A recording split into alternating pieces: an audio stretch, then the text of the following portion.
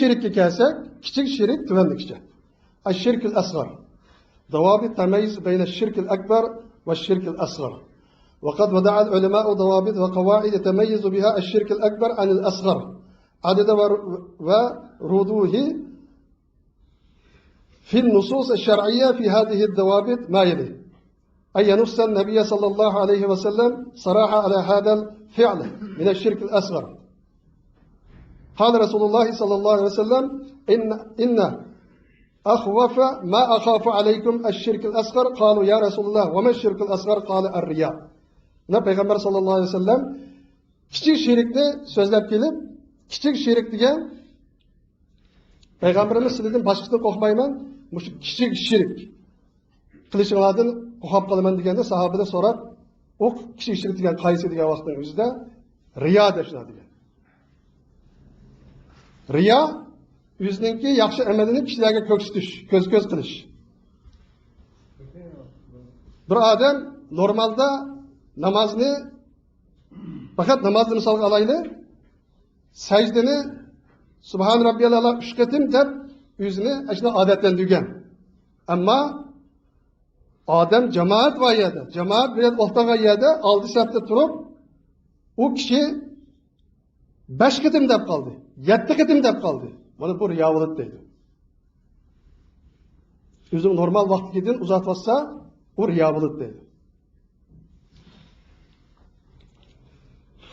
Chunki u inson ko'nglida meni yaxshi namoz o'qiydi ekan, uzunroq sajda qiladi ekan deb qolsin degan bu narsa xiyoliga kelmaydi degan bo'lmaydi.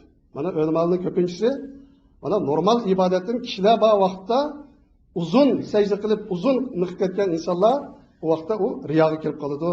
Riyo, ya'ni kichik shirkka muhtalo bo'ladigan gap. Qiyomat kunisi bo'lsa, bunday kishilarga innalloha tabaraka va taala yaqul ya ummat tujaza al-ibadu bi'amalihim idhabu ila alladhina kuntum tura'una bi'amalihim fid dunya fanzuru hal tujiduna indahum jazaan wa sahahu albani fi silsilati sahiha. Mana Alloh subhanahu va taala qiyomat kunisi ashunday kichik riyo qilganlarga sizlar shu dunyoda kishilar uchun, kishilar anglasin, kishilar ko'rsin, kishilarning olti yuz tepish uchun qilgan bu ishlaringni, endi shu odamning qishga borgin, shular sana savob ajrini shular bersin. Deydi, shularni qishga ishtib qo'ydi deydi. Kichik shirkda misollar nihoyat ko'p. Yana bir misol bo'lsa, Peygamber sallallahu aleyhi ve sellem'ninki hadisinde şundak deydi: İnner ruqa ve temaim ve tevle şirkun ahracuhu Abu Davud. Ruqa degan burunqi vaqtlarning o'zida insonlar tushunolmaydigan bir lug'atlar bilan kishilarga sukkash qilish. Mana bu haqiqiy ruqiya shar'iyya bo'lsa, u to'g'ri durust. Ammo bu yerdagi ruqa boshqa bir jinkashninki, tepib olgan so'zlari bilan kishilarni aldab, ma'nisiz bir gaplar bilan kishilarni aldash. Va tamaim va o'ziga yoki bolalarga bir narsani esib qo'yish. Buningda ham har xil shakllar, har xil biz inson tushunga olmaydigan bir narsani sizib, mana bu narsa yomonlikdan saqlaydi, yaxshilik olib keladi, kasaldan saqlaydi, ko'z tegmaydi degandek mushuna narsalar orqali o'zining bolalarga yoki o'ziga yoki boshqa odamni o'ziga esib qo'ysa, u ham shirk deydi.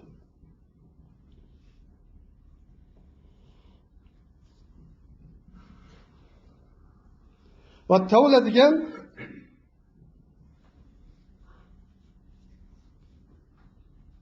sehr degan gapga.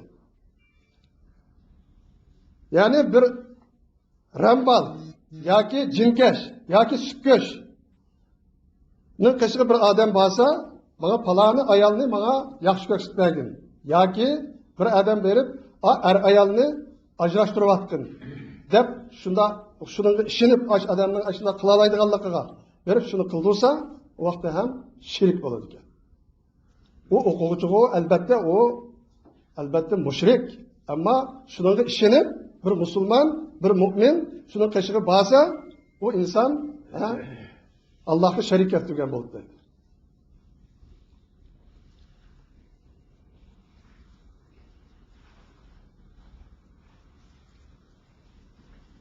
Bana bütün yukarıdaki Allah Subhanahu ve Taala'nınki Kur'an-ı Kerim'de ve Peygamberimizin hadislerinde bizge tushuntirib bergan şerik hakkındaki bu sözler nahayeti muhim, nahayeti kıymetlik bir sözler.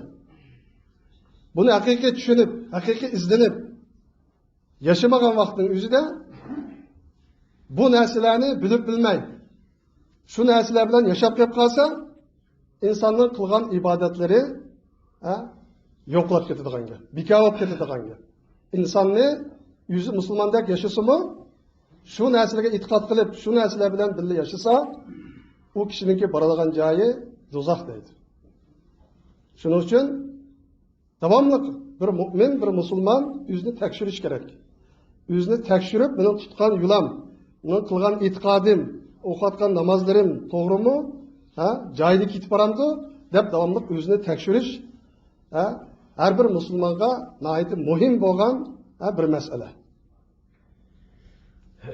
Allah Subhanahu ve Taala o'zining bandalarininki siz ezib ketadiganligini, o'zining bandalarininki bilib bilmay qiladigan gunoh kirib qolganligini bilganlik uchun mana alohida ogohlantirib kitob tushirdi, payg'ambarlarni o'rgatdi, elchilarni o'rgatdi.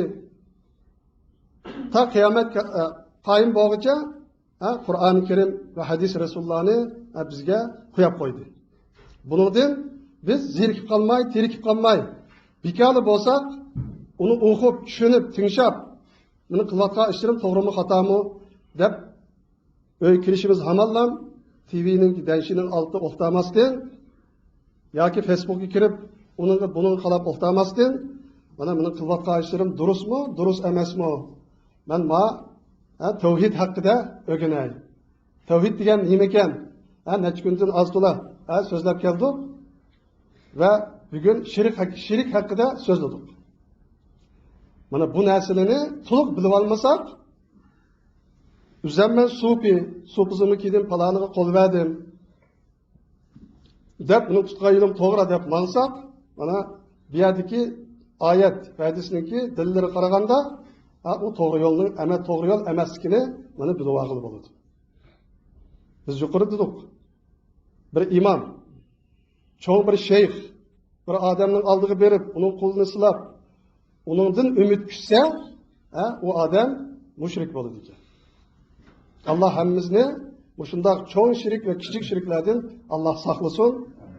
Allah bizlerini, tevhidini, ravris ögünüp, hakiki özünün Rabbinin kim ekenlikini tuğunup yaşaş.